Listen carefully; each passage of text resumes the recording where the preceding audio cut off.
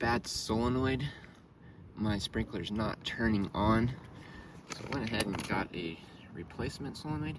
The first thing I'm going to need to do is turn off the main water that comes to this, and then you'll be able to unscrew this.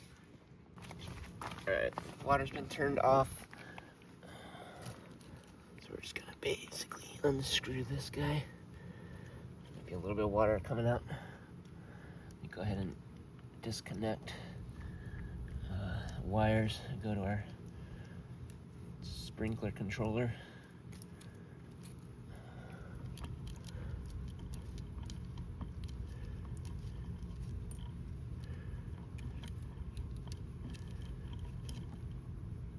One thing I was confused about at first, it comes with this. I thought I had ordered the wrong one, but simply this is just an adapter for bigger size thread, but this is now going to work for the thread that I've got going on here.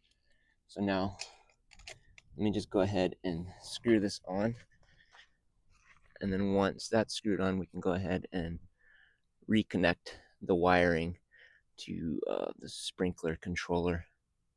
Just screw that on snug.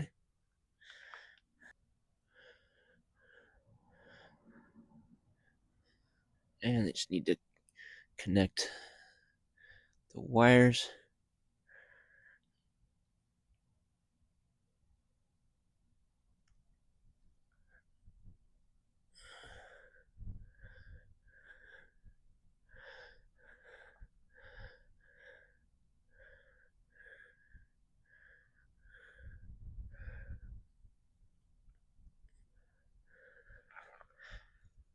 And once you have the wires wrapped together, you can go ahead. I got these caps to keep it waterproof.